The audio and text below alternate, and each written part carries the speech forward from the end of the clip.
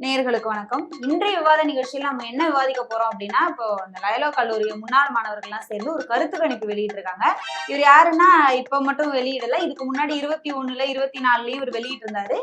அவர் வந்திருக்காரு. அவர் கூட ரொம்ப நடுநிலையான நாட்டுக்கு நல்ல கருத்துக்கள் சொல்லக்கூடிய மலிக்ஸ் அவர்கள் இணைஞ்சிருக்காரு. இவங்க 2 பேரும் தான் விவாதம் பண்ண போறாங்க. வாங்க நிகழ்ச்சிக்குள்ள போயிடலாம். வணக்கம் சார். வணக்கம் வணக்கம். நடுநிலை பத்திரிகையாளர் பெலிக்ஸுக்கு வணக்கம். பெலிக்ஸுக்கு வணக்கம். இந்த வாய்ப்பை கொடுத்த உங்களுக்கு வணக்கம். சொல்லுங்க சார், நீங்க கருத்து கணிப்பு நடத்துறது மூலமா கிட்டத்தட்ட நாங்க பாத்தீங்கன்னா மேடம், நாங்க ஒரு 10 நாட்கள் 20 நாட்கள் உள்ள 4000 பேரை நாங்கள் சந்தித்து அதில் அனைத்து தரப்பினருக்கான வயதினரை சந்தித்து சொல்ல போனால் செத்த பிணத்தை கூட நோண்டி எடுத்து நீ யாருக்கு ஓட்டு போடுவ என்று அந்த கருத்து கணிப்பை கூட நாங்கள் தவற விடாமல் கடைசியாக கடந்த 4 ஆண்டுகளில் செத்து போன ஒவ்வொரு பிணத்தையும் தட்டி எழுப்பி நாங்கள் அந்த சர்வே எடுத்திருக்கிறோம். அது மட்டுமல்லாமல் தற்போது பிரசவத்திற்காக அனுமதிக்கப்பட்டிருக்கும் மருத்துவமனைகளில் இருக்கக்கூடிய குழந்தைகளையுமே அவர்களிடமும் நாங்கள் ஒரு புதிய கருவி மூலியமாக கேட்டிருக்கிறோம். வயிறுக்குள்ள இருக்கக்கூடிய அவர்கள் விசில் அடித்து நாங்கள் சம்மதம் கொடுத்திருக்கிறார்கள். அந்த அடிப்படையில் கிட்டத்தட்ட 80-89 விஜய் அவர்கள் வாக்கு சதவீதம் அவர்கள் அதிக அளவுல வாங்குவார் என்று எண்ணிக்கப்பட்டு இருந்தது.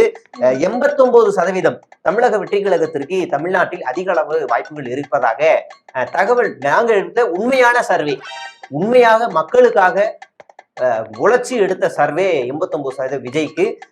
அடுத்து 2வது இடத்தில் பாத்தீங்க அப்படின்னா, எனக்கு ஒரு கேள்வி இருக்கு.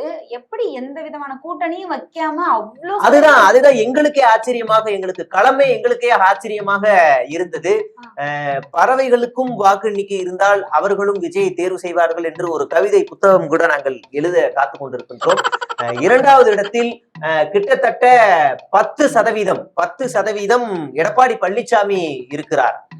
மீதி 1% பார்த்தீர்கள் என்றால் 1/4% திமுக, 1/4% அதிமுக NTK, மீதி 1% மற்றவர்கள் என்று அந்த கருத்து கணிப்பில் நாங்கள் ரொம்ப துல்லியமாக எடுத்திருக்கிறோம். ஒருவரை கூட மிஸ் பண்ணாம இந்த சதவீதத்தை எடுத்திருக்கிறோம்.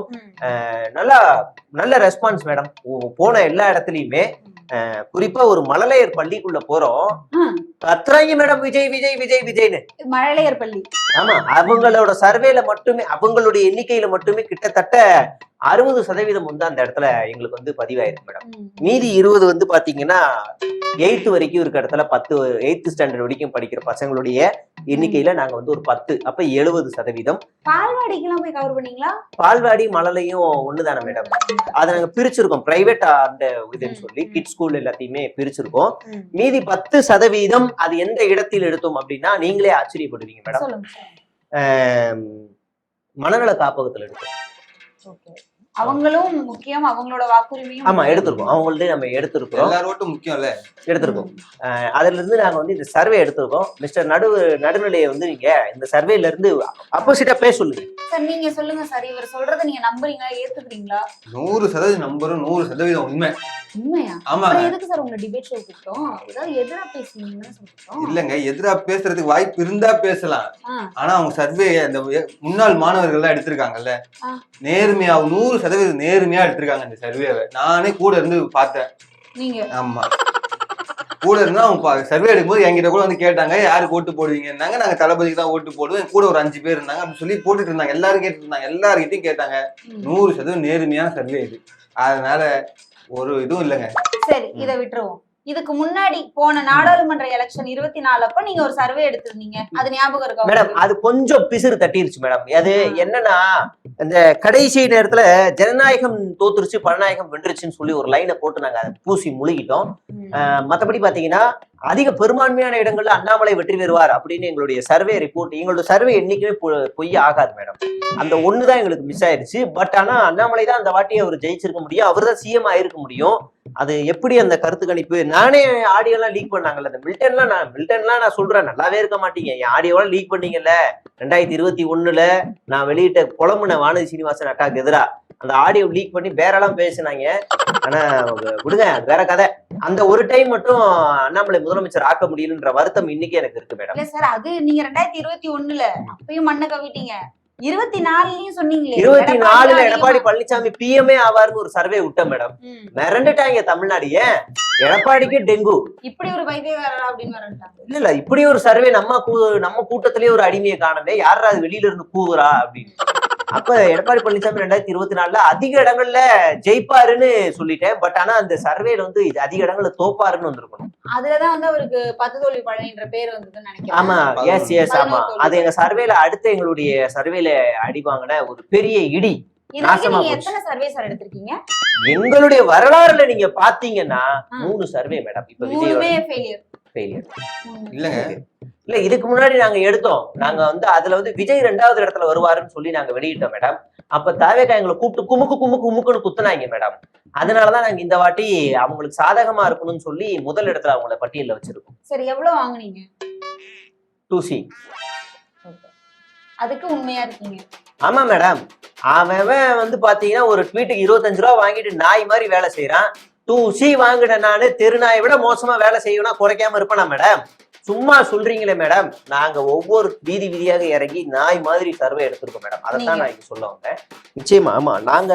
நீங்க நடுநிலை சார், நீங்க நடுநிலையா பேசக்கூடியவரு ஊழலை ஒழிக்கணும்னு பேசிட்டு இருக்கீங்க. இந்த மாதிரி காசு கொடுத்து இதை நீங்க ஆதரிக்கிறீங்க. அவர் காசு கொடுத்துனா நம்ம ஒரு வேலை செய்யறோம்னா அந்த வேலைக்கான ஊதியமா தான் அந்த காசா கொடுத்துருக்காங்களே தவிர அந்த சர்வேல போய் சொல்ல மாட்டாங்க அவங்க. புரியுதுங்களா? இப்ப நீங்க இங்க வேலை செய்யறீங்க, உங்களுக்கு சம்பளம் கொடுக்குறாங்கல்ல, அதே மாதிரிதான் அவருக்கு ஒரு சம்பளமா தான் கொடுத்துருக்காங்க. இப்ப நீங்க போகணும்னா போக்குவரத்து இதுக்கெல்லாம் செலவாகல, அதுக்கான சம்பளம் தான் இது. ஆனா சர்வே வந்து 100% நேர்மையாவும் மக்களின் உண்மையான மனநிலையை புரிஞ்சு எடுத்து கொடுத்துருக்காங்க. அதுதான் நான் சொல்லுவேன். அதனாலதான் மனநிலை காப்பகத்துல போய் எடுத்துருக்காங்க. ஆமா, பாத்தீங்களா மேடம், ஒரு நடுநிலையான ஒரு பத்திரிகையாளர் அவ்வளவு சீக்கிரம் இப்படி பேச மாட்டாரு. இந்நேரம் அண்ணன் வந்து நான் சண்டை போடுவார்னு நினைச்சேன். அண்ணன் வந்து பாத்தீங்கன்னா என்ன எங்களுக்கு 89 சொல்லியிருக்கீங்க, 95 போட்டிருக்கணுமே, நாங்க எடுத்த சர்வேல 95 நான் ஒரு சண்டை போடுவார்னு நினைச்சேன். பட் ஆனா அவர் அது பெருந்தன்மையை ஏத்துக்கிறாரு. இதுதான் தமிழக வெற்றிகள். நீங்க நினைக்கிறீங்களா 95% டிவிக்கு வந்துரும்? அப்ப இல்ல நீங்க நினைக்கிறீங்களா? இல்ல சார். எப்படி சொல்றீங்க நீங்க? ஏன்னா நேத்து பிறந்த குழந்தையில இருந்து நாளைக்கு சாக போற ஆயா வரைக்குமே தளபதி சார். உங்க ஸ்டைல்ல ஒரு ஸ்டேட்மெண்ட் சொல்லுங்க சார். நேத்து வர வழியில ஒரு ஆயாவை பார்த்தேன், அந்த ஆயா சொல்லுச்சு. நேத்து போற வழியில ஒரு தாத்தாவை பார்த்தேன், அவரு சொன்னாரு. அப்புறம் அங்க போகும்போது ஒரு கடையில கேட்டேன் அப்படின்னு ஒரு உதாரணத்தை சொல்லுங்க சார். அப்பதான் இந்த ஊடகம் நம்பும். அப்படி சொல்லணுமா? சரி. நானும் என் டாக்டரும் வந்துட்டே இருந்தாங்க ஆபீஸ்க்கு. டாக்டர்னா பொண்ணு, அந்த என் சேனல்ல இருப்பாங்கல்ல, அவங்க வந்துகிட்டே இருந்தோம். ஒரு 2 வயசான பாட்டி வெயில நின்றுட்டு இருந்தாங்க.